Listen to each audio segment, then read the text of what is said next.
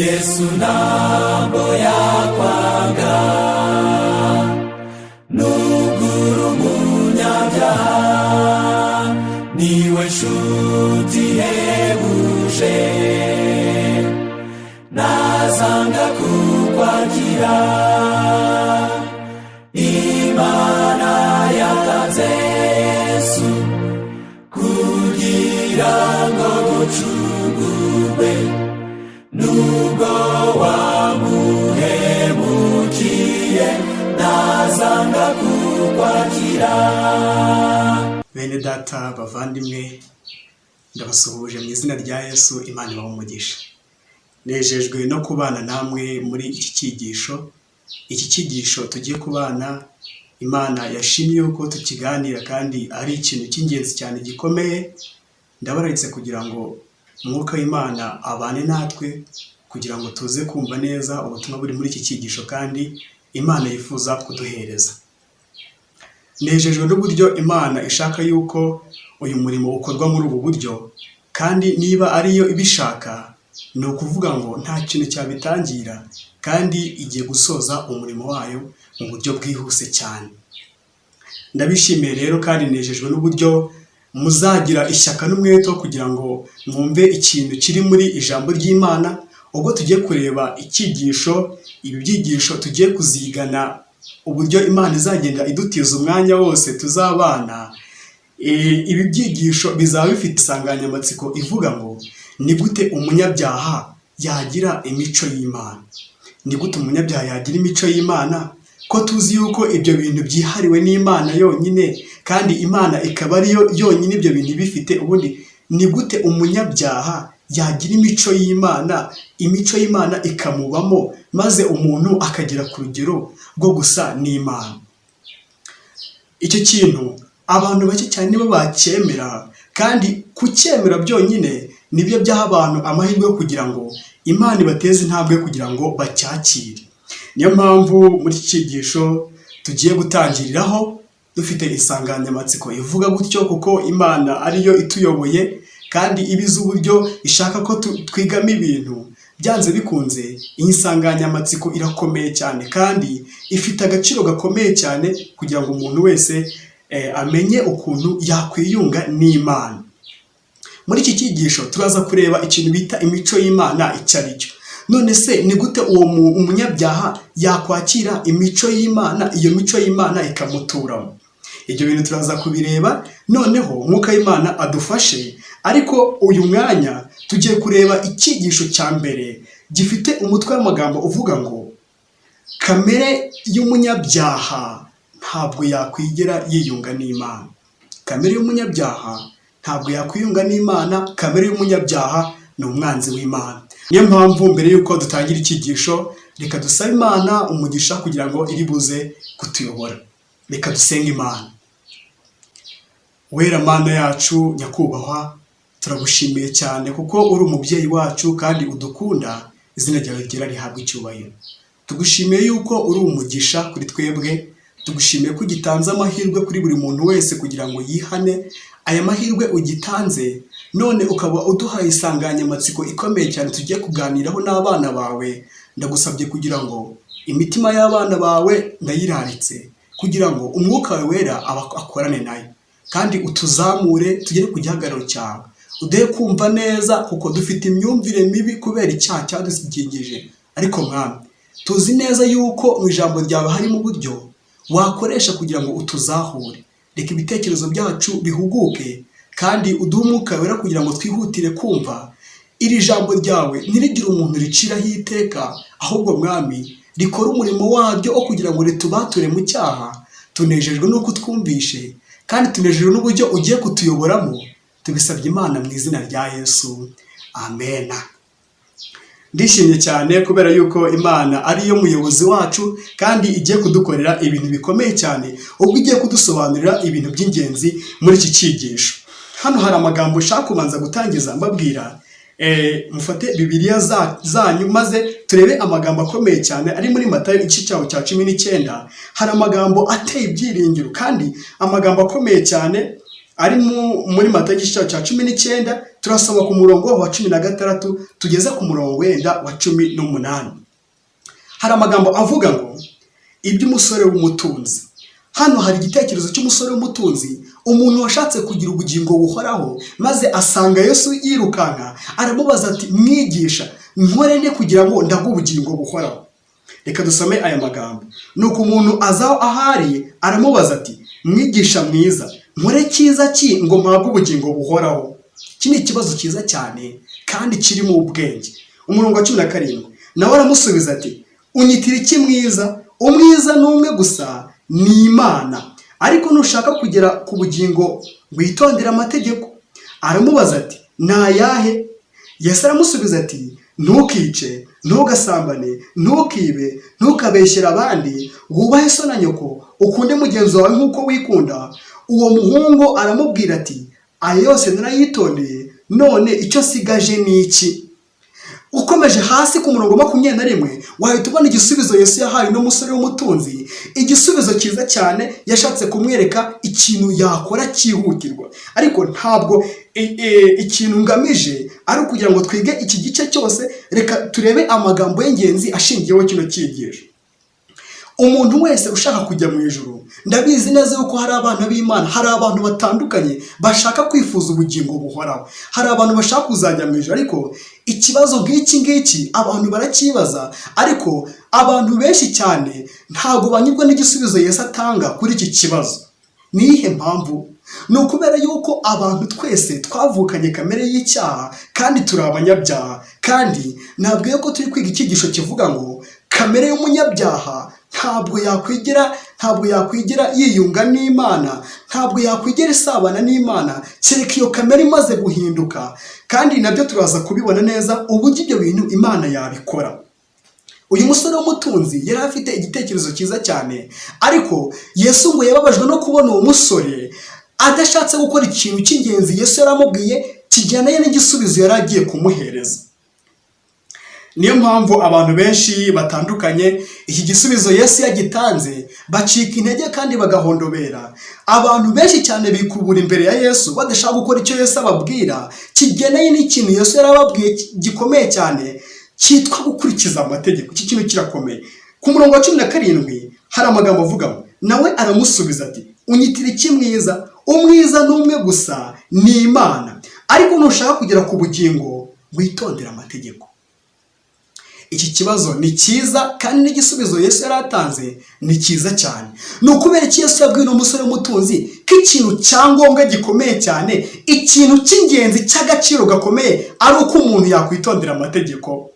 Ese iki kintu nicyo kuko cyakabaye kiri ngombwa cyane? None se no kubera iki Yesu yakiremereje akaba ari cyo ashinga hagati, akabwira umusore w'umutunzi ko nta kindi kintu yakora aramutse atubahirije amategeko y'Imana?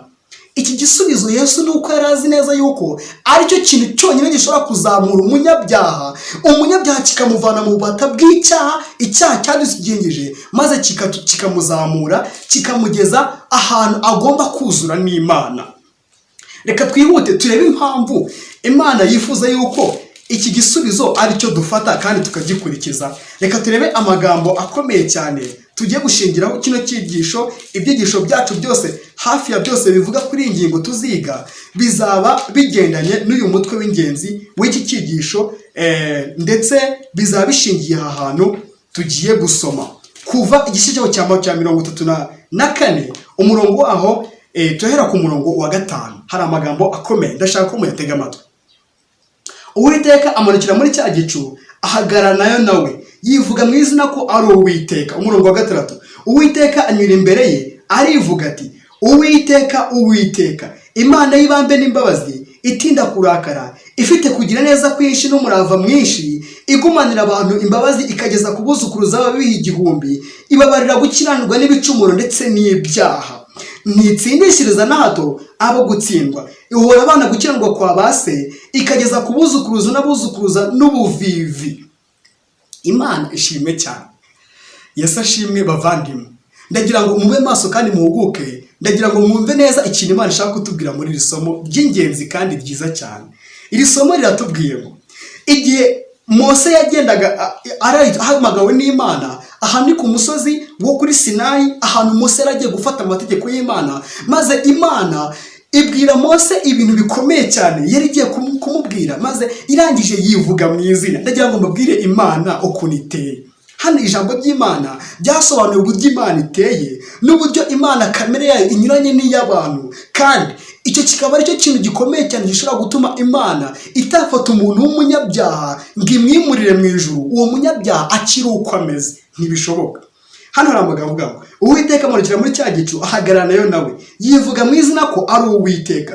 Aravuga ngo Uwiteka Imana y'ibambe n'imbabazi, itinda kurakara, ifite kugira neza kwinshi n'umurava mwinshi, igumanira abantu imbabazi, ikageza ku buzukuruza babo b'ibihe 1000, ibabarira gukiranirwa n'ibicumuro ndetse n'ibyaha.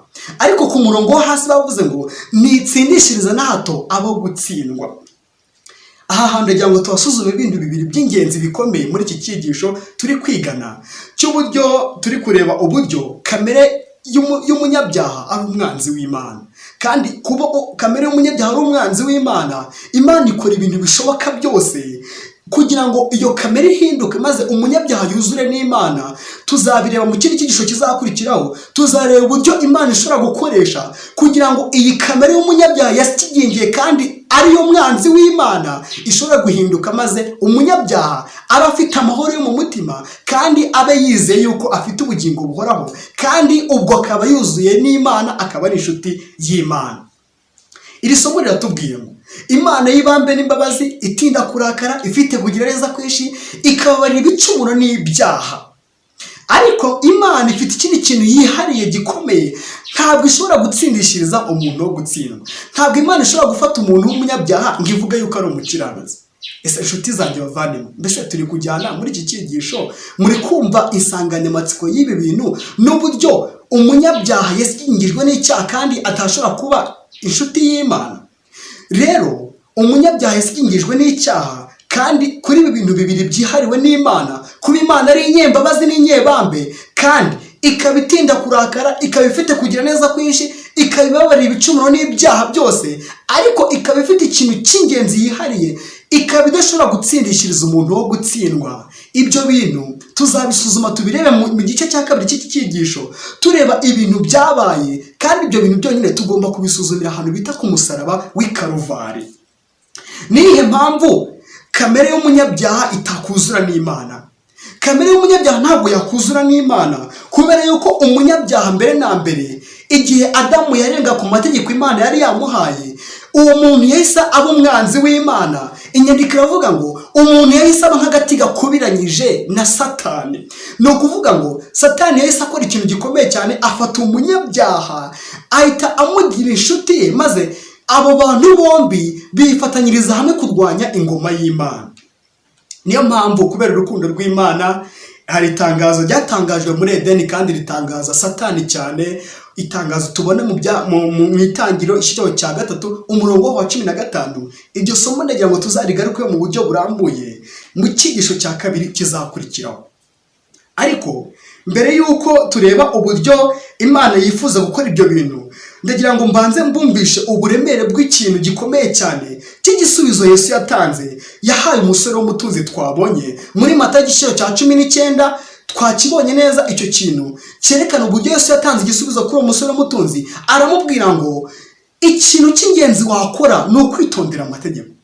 Turi kwibaza ikibazo, namwe nkibabaza, ni ukubera iki Yesu ari iki kintu yakiremereje, akavuga yuko iki kintu cyonyine cy'ikintu cy'ingenzi gishobora gutuma umunyabyaha yuzura n'Imana kandi akajya mu ijuru? Kuko ikibazo umusore w'umutunzi yari afite ni ubugingo buhoraho, kandi Yesu aramubwiye ngo nushaka kugera ku bugingo witondera amategeko. Imana ishimwe cyane yuko ishaka gukoresha imico yayo, ariyo mategeko yayo, kugira ngo itume natwe tugira iyo mico, maze izatujyane mu ijuru tugeze ku rugero rw'igihagararo cy'Imana. Imana ishimwe cyane.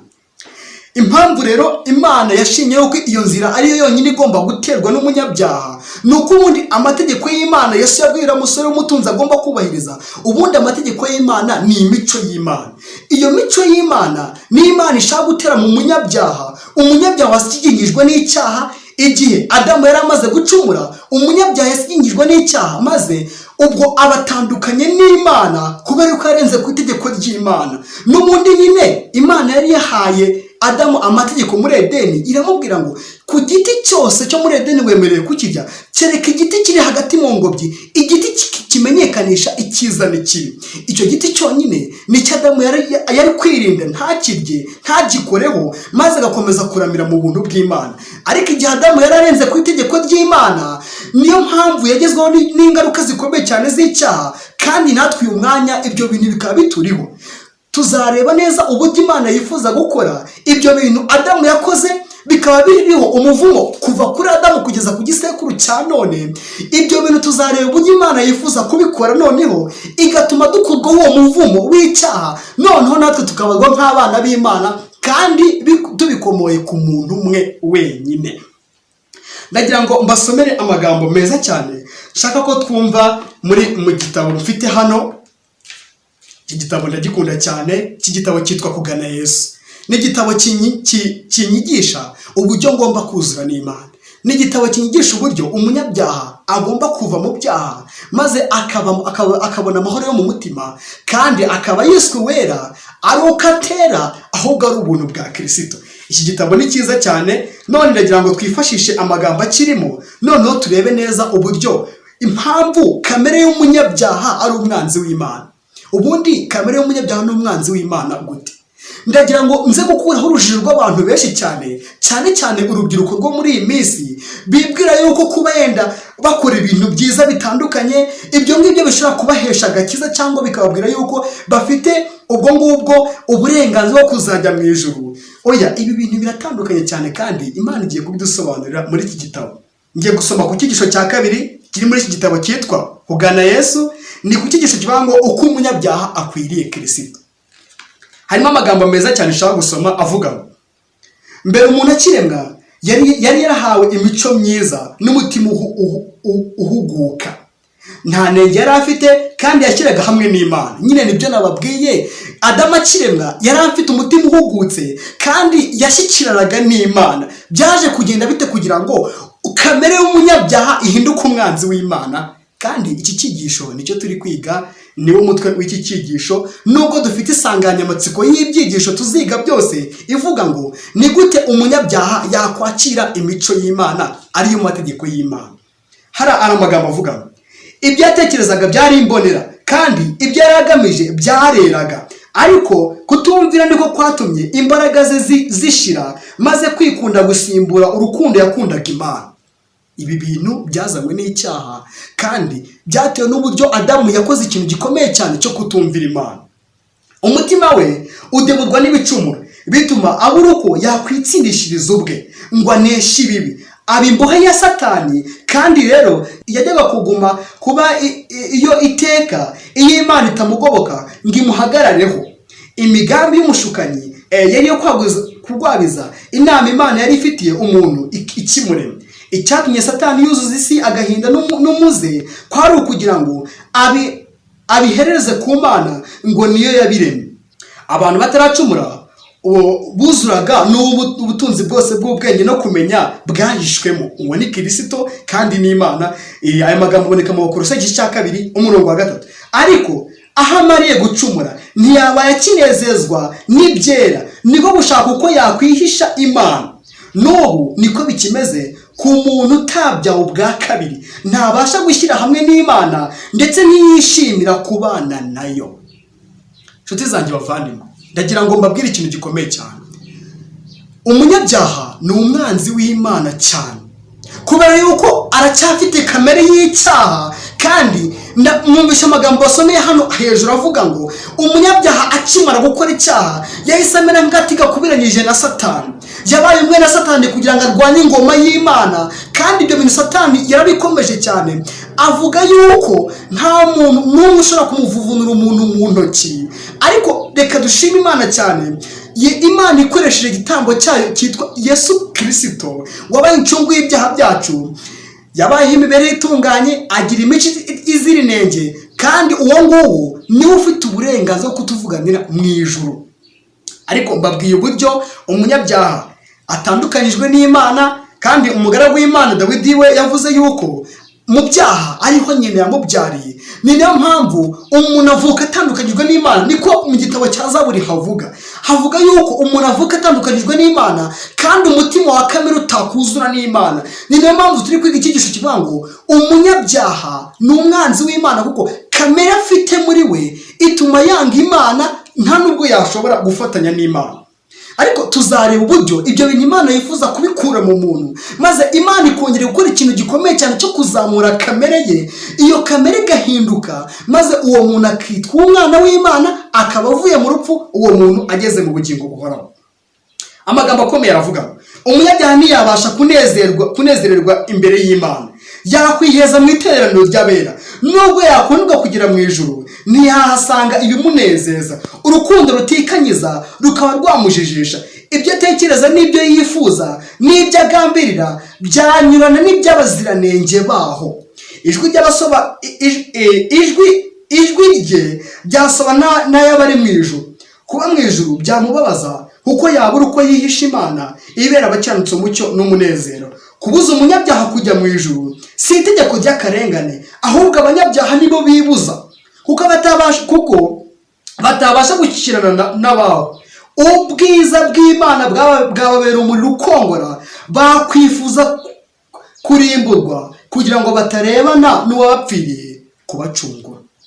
Amagambo ngiye gusoreza muri iki gitabo aravuga ngo ubwacu ntitwabasha kwisayura mu rwobo rw'ibyaha twarohamyemo. Imitima yacu iranduye, ntabwo twabasha kuyihindura ubwacu. Ninde wabasha kuvana icyiza mu kibi? Ntawe. Gutekereza kwa kamere y'umuntu gutera kwanga Imana, kuko kutumvira amategeko y'Imana kandi kutabasha kuyumvira.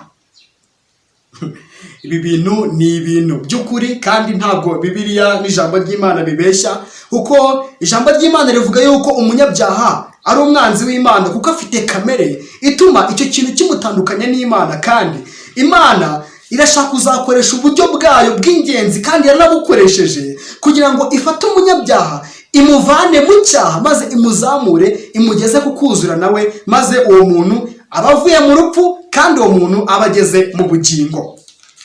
Nagira ngo mbasomere amagambo ari mu ijambo ry'Imana mu Baroma igice cyaho cya 8. Ndasoma ku murongo wa 7. Kuko umutima wa kamere ari umwanzi w'Imana, kuko utumvira amategeko y'Imana, ndetse ntushobora kuyumvira. Erega burya abari mu butware bwa kamere ntibashobora kunezeza Imana. Aya magambo ni ay'ukuri.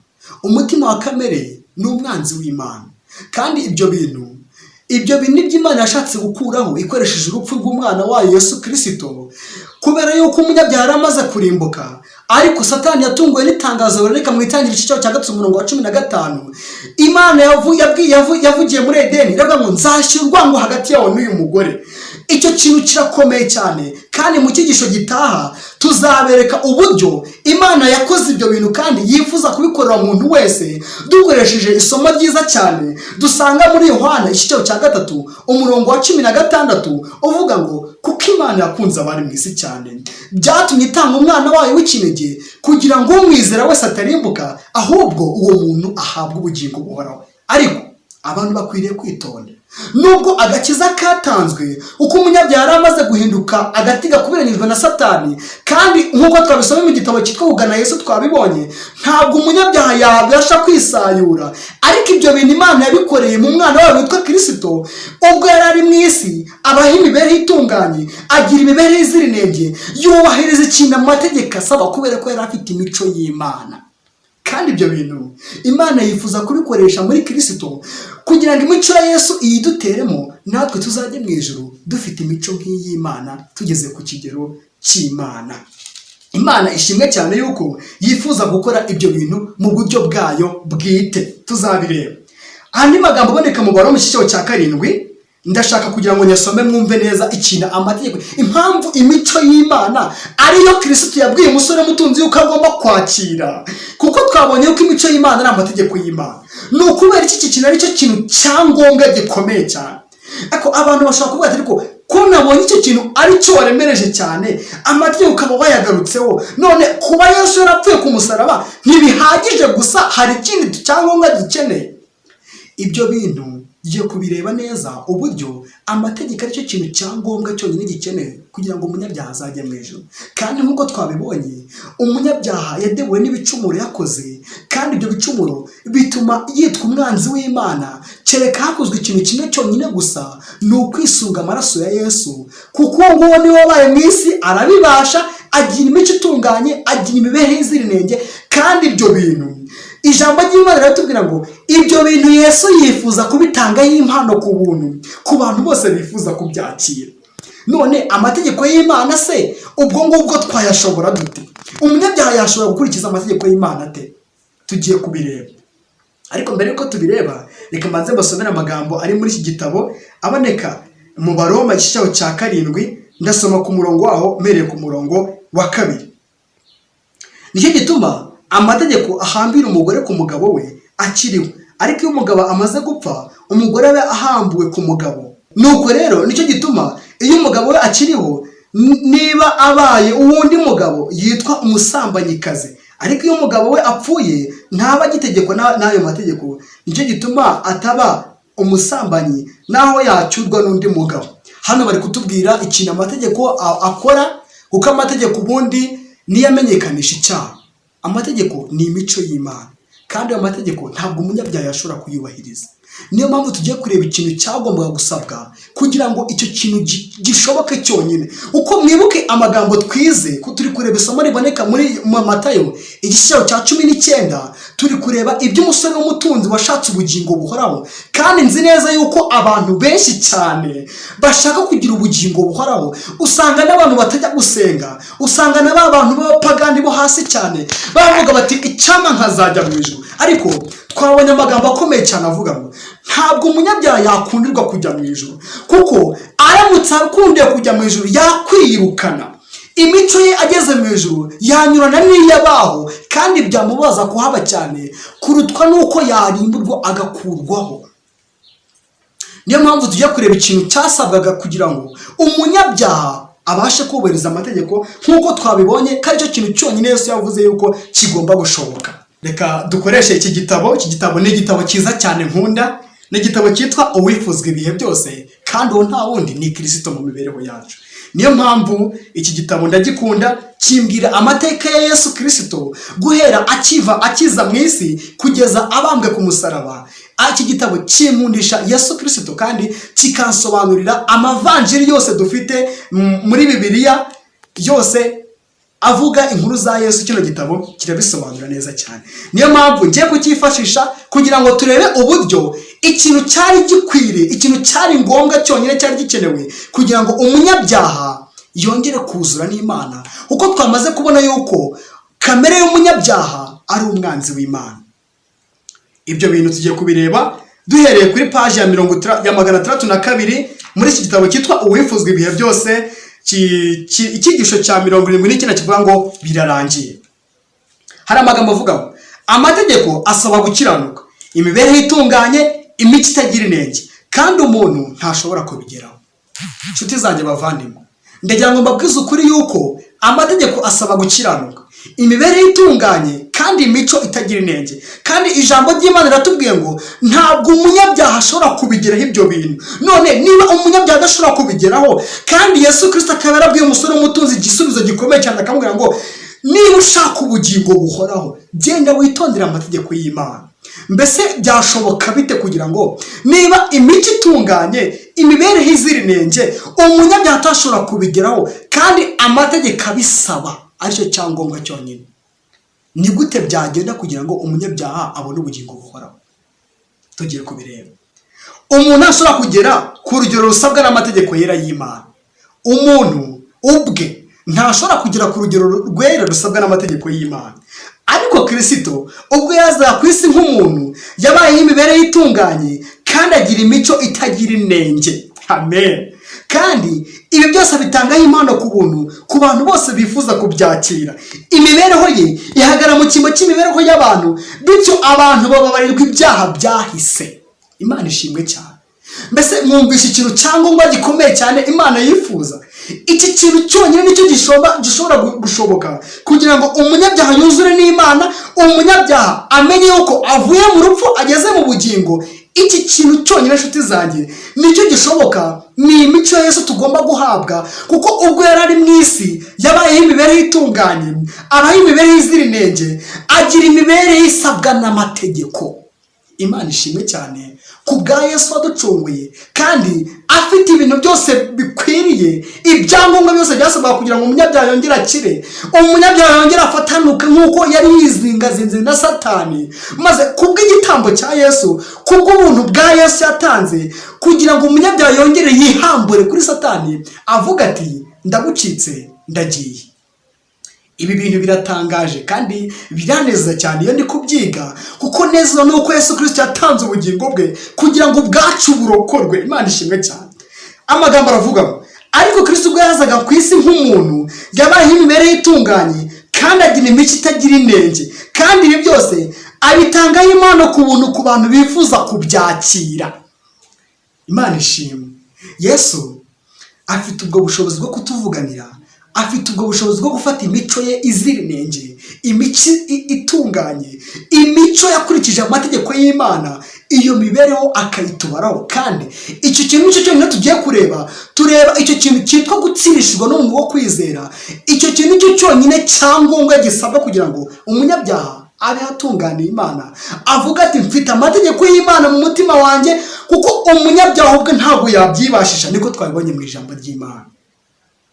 Aya magambo arakomeza akavuga bityo abantu babarirwa ibyaha byahahise bikomotse kugira neza kw'Imana. Ariko hari ikindi kintu kirenze ibyo ngibyo tuzasuzuma turi kwiga bino byigisho twigiye imbere. Kiravuga ngo ikirenze ibyo, Kristo atera mu bantu imico y'Imana, yubaka imico y'umuntu ikagendera ku mico y'Imana, maze umuntu agakuza ubwiza n'imbaraga mu by'umwuka, bityo gukiranuka gusabwa n'amategeko kukuzurizwa mu wizera Kristo.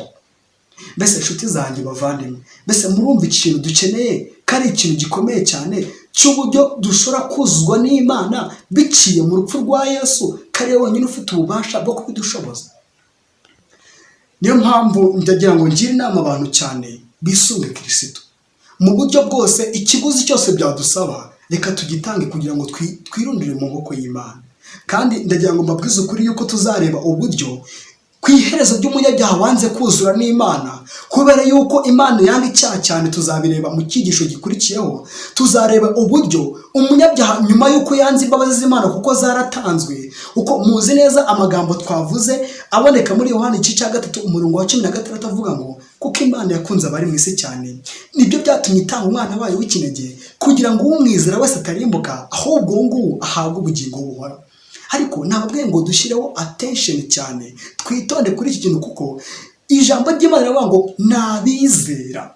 None se kwizera ni iki? Tuzabisesengura turebe uburyo kwizera icyo ari cyo, turebe n'uburyo umuntu ashobora kugira kwizera kumubashisha kuzura n'Imana, kandi uwo muntu akaba ari we muntu ugomba kuzura na Kristo. Uwo muntu akaba avuye mu rupfu ageze mu bugingo, kuko ikintu amategeko asaba cyakuwe muri Kristo maze giterwa mu mibereho ye.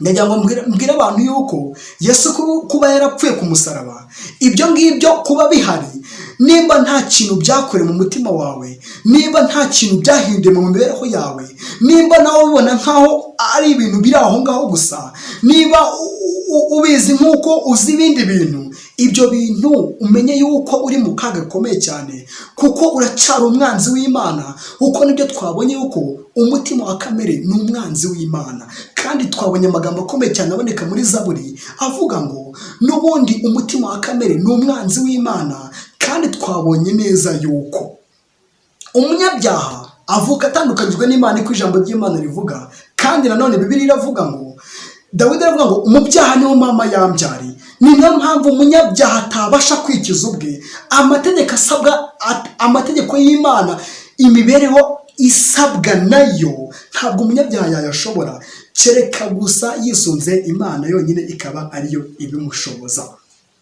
Nagira ngo mbasomere amagambo ari hano hasi muri iki gitabo, ariyo ngiye gusorezaho muri iki gitabo. Noneho nze turebe neza ibyo bintu by'uburyo Imana yifuza kuturokora ikoresheje urupfu rw'umwana wayo Yesu Kristo. Urukundo rw'Imana rwagaragarijwe mu butabera bwayo ndetse no mu mbabazi zayo. ubutabera ni rwo rufatiro rw'intebe yayo kandi n'imbuto z'urukundo rwayo. Wari umugambi wa Satani wo kugaragaza ko imbabazi zihabanye kure n'ukuri ndetse n'ubutabera. Yashaka kwerekana ko gutungana kw'amategeko y'Imana bibangamira cyane amahoro. Nyamara Kristo we agaragaza ko mu mugambi w'Imana ibyo byombi ari isanga n'ingoyi, ko Kristo ko kimwe kidashobora kubaho ikindi kitariho. Imbabazi n'umurava birahuye, gukiranuka n'amahoro birahoberanye, niko ijambo ry'Imana rivuga muri Zaburi ya 45 umurongo waho wa 10. Nshuti zanjye bavandimwe, ndagira mbabwire yuko ikintu cyonyine gisabwa ni uko umunyabyaha yakwiyunga n'Imana, kuko umunyabyaha afite kamere itemeraho yuko yakundana n'Imana. Kamere y'umunyabyaha, kamere y'umunyacyaha, kamere y'umunyabyaha ni umwanzi w'Imana. Kandi twabonye ko ikintu cyonyine gisabwa ni uko umunyabyaha yakwisunga amaraso ya Kristo. Kristo wabayeho mu isi akagira imibereho itunganye, akagira imico itagira inenge, kandi ibyo bintu bikaba byaramuhesheje uburenganzira bwo kugira imico nk'iy'Imana ishaka, kandi akaba afite uburenganzira bwo kubihereza umunyabyaha ubishaka ariko ntabwo ari utabishaka. None reka mbasomere andi magambo meza cyane akomeye yerekana ibintu Yesu yadukoreye ku musaraba, kandi ibyo bintu bikaba ari byo byaduhesheje agakiza kugeza n'uyu munsi. Reka mbasomere amagambo aboneka mu Baroma igice cyaho cya 3 ndahera ku murongo wa 21. Aravuga ngo ariko noneho hariho gukiranuka kw'Imana kwahishuwe kudaheshwa n'amategeko, nubwo amategeko n'ibyahanuwe ari byo biguhamye. Ubu ngubu ubwo nsomye ibi ngibi hari abantu bashobora kuba bavuga bati noneho kuba Kristo yarapfuye ku musaraba ubwo n'icyerekana yuko amategeko ntacyo amaze. Oya nshuti yanjye, amategeko y'Imana kugira ngo tuyubahirize bica muri Kristo Yesu. None se wakubahiriza ute amategeko y'Imana? Wavuga yuko wubaha amategeko y'Imana? Wavuga yuko wemera Kristo utubaha amategeko y'Imana gute kandi Kristo ubwo yari ari ku isi ari we wayasohoje? Ayo magambo aboneka muri Matayo igice cya 5 uzasome ku murongo wa 17. Ibyo bintu uzabibona neza yuko Yesu yahamije kandi akayasohoza. None natwe turasomye ngo ariko noneho hariho gukiranuka kw'Imana kwahishuwe kudaheshwa n'amategeko, nubwo amategeko n'ibyahanuwe ari byo biguhamya. Murongo wa 22 niko gukiranuka kw'Imana abizeye bose baheshwa no kwizera Yesu. Mbese nshuti zanjye, murumva yuko ubwo gukiranuka kw'Imana, uko gukiranuka amategeko yananiwe twe tutashobora dukoresheje amategeko kubera ko kamere yacu yasigingijwe n'icyaha, kubera ko kamere yacu yagomeye amategeko y'Imana. Murumva ikintu gisabwa kugira ngo umunyabyaha arokoke? Murumva ikintu gisabwa kugira ngo umunyabyaha yubahirize amategeko y'Imana? Ni urupfu rwa Yesu. Niko ijambo ry'Imana ribitubwiye. Niko gukiranuka kw'Imana abizera bose baheshwa no kwizera Yesu. Kristo ari ntatandukaniro, kuko bose bakoze ibyaha ntibashyikira ubwiza bw'Imana. Aya magambo arakomeye cyane. Ahubwo batsindishirizwa n'ubuntu bwayo ibahereye ubusa ubwo gucungurwa kubonerwa muri Yesu Kristo. Niwe Imana yashyizeho kuba impongano y'uwizera amaraso ye, kugira ngo yerekane gukiranuka kwayo kwayiteye kwirengagiza ibyaha byakozwe mbere y'icyo gihe, ubwo Imana yabyihanganiraga kandi yabikoreye kugira ngo no muri iki gihe yerekane gukiranuka kwayo, ngo ibe ikiranuka kandi itsindishirize uwizeye Yesu. Imana ishimwe cyane yuko Imana izadutsindishiriza biciye muri Kristo Yesu. Ni niyo mpamvu Yesu Kristo ari umugenga w'imibereho yacu kandi afite uburenganzira bwo kutuvuganira imbere y'Imana, kuko yashoboye ibintu abandi bantu bose batashobora. Yashoboye ibintu amategeko asaba, kandi ibyo bintu byo twabonye yuko ibyo bintu byonyine ni imico y'Imana. Yesu yari afite imico y'Imana kandi aba mu isi afite gukiranuka, nicyo cyatumye afite uburenganzira bwo kutuvuganira imbere y'Imana. Kandi niyo mpamvu Yohana yanditse ngo abantu bose bamwizeye azabaho ubwo bugingo buhoraho. Kandi twasomye n'amagambo aboneka mu wifuzwa ibi byose, turavuga ngo Yesu Kristo ubwo yari mu isi yabaye imbere itunganye, agira imico izira inenge, kandi ibyo bintu bitanga impano ku buntu ku bantu bose bifuza kubyakira. None nshuti yanjye muvandimwe, mbese usobanukiwe n'uburyo kamere yawe, kamere y'ubunyacyaha, kamere y'uko utarakira Kristo, ibyo bintu byonyine bikubaraho yuko uri umunyabyaha kandi ubwo ngubwo uri umwanzi w'Imana? Ndagira ngo ubyiyumvishe kandi ndakugira inama mu buryo bukomeye cyane. ndakwinginze kugira ngo ufate uyu mwanya wite ku magambo akomeye cyane yerekana yuko umwanzi w'Imana ari kamere y'umuntu, kandi ibyo bintu Imana yarabisohoje ishaka kugira ngo ibidukuremo ikoresheje urupfu rw'umwana wayo Yesu Kristo. Niyo mpamvu soje iki cyigisho nkubwira ngo iyegurire Yesu, ube mu biganza bye, kandi ikiguzi cyose byagusaba, umwete wose n'imbaraga byagusaba, ubishakashaka kugira ngo ubigereho, Yesu Kristo nawe azakwakira. Kuko ijambo ry'Imana mu Byahishuwe igice cya 2:20 haravuga ngo dore mpagaze ku rugi ndakomanga, umuntu niyumva ijwi ryanjye agakingura urugi, nzinjiriwe dusangire. Kandi igihe umunyabyaha ari gutinda ari araragiza, kandi imbabazi z'Imana ziri kugenda zirangira kuri buri muntu, ijwi ry'Imana riracyahamagara abantu bose bashaka kumva irarika ry'Imana ngo bakire ubuntu bwa Yesu mu mitima yabo. Aba bantu bave mu buryo mu murongo wo kuba ari abanzi b'Imana, maze buzure n'Imana ifite ubuntu bwayo, ifite ubuntu bwayo mu mibereho yacu, kandi ishaka kuduteramo ubuntu bwayo mu mibereho yacu ikoresheje urupfu rw'umwana wayo Yesu Kristo. Ushobora kumbaza ikibazo uti, none se ibyo bintu nabyumva? None se ibyo bintu Yesu se namusanga gute? None se kutubwiye ngo ahagaze ku rugi arakomanga, none namukingurira nte? Nshuti yanjye muvandimwe, icyo kibazo niba uri kukibaza ni ikimenyetso cyerekana yuko n'ubundi mwuka w'Imana ubwahari kandi yifuza kwinjira. Ahubwo ikintu usabwa gikomeye cyane ni uguca bugufi imbere y'Imana, maze ukarambura amaboko yawe ukabwira Imana ati, Mana yanjye ndumva rwose ntabwo ibintu byawe mbizi, kandi maze gusobanukirwa n'uburyo kamere yanjye y'umunyacyaha ari umwanzi w'Imana, ndi umwanzi wawe, none ndashaka ko wamvana mu bubata bw'icyaha, noneho nkashaka kuzura nawe. Ibyo bintu nubisenga gutyo, ugafata umunsi umwe uri kubyibazaho, ugafata urugendo uri kubyibazaho, ahantu uri ukaba uri kubyibazaho, nshuti yanjye ndakugira inama kandi ndakubwiza ukuri yuko Imana izagusanga kandi uzabona igisubizo cy'Imana. Ubwo ni ikimenyetso cy'uko Imana yamaze kukugenderera. Niba ufashe umwanya w'ingenzi wawe w'ingenzi ukomeye ukawugurana kwiga iki cyigisho ufashe uyu mwanya, ni ikimenyetso cy'uko mwuka w'Imana ari kuguhamagara. None ndagusabye kugira ngo ube mu buntu bw'Imana kandi witabira irarika ry'Imana. Umucyo wose Imana iri kugushyira imbere uwukurikize, kandi nzi yuko Imana izatubatura ikoresha urupfu rw'umwana wayo, kandi iri kubikora ndetse iri kugeza ku musozi ibintu byayo.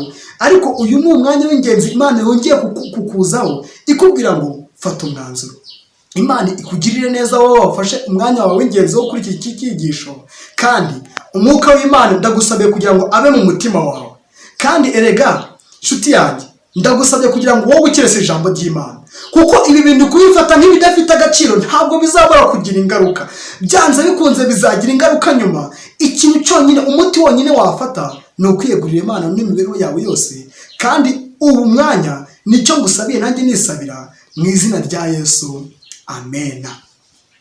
Reka n'ubundi twatangiye dusenga kubw'umugisha w'Imana Imana iduhaye muri uyu mwanya, kubwo umwuka wayo ikoresheje kugira ngo avuga no magambo muri twebwe. Reka dushimire Imana kubwo ubuntu bwayo.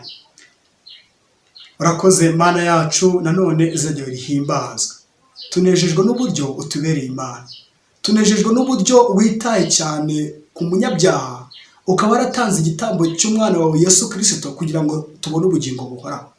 Ngushimiye uburyo Yesu Kristo acicaye ku ntebe y'imbabazi, arindiriye umunyabyaha wese wihana ngo amwakire.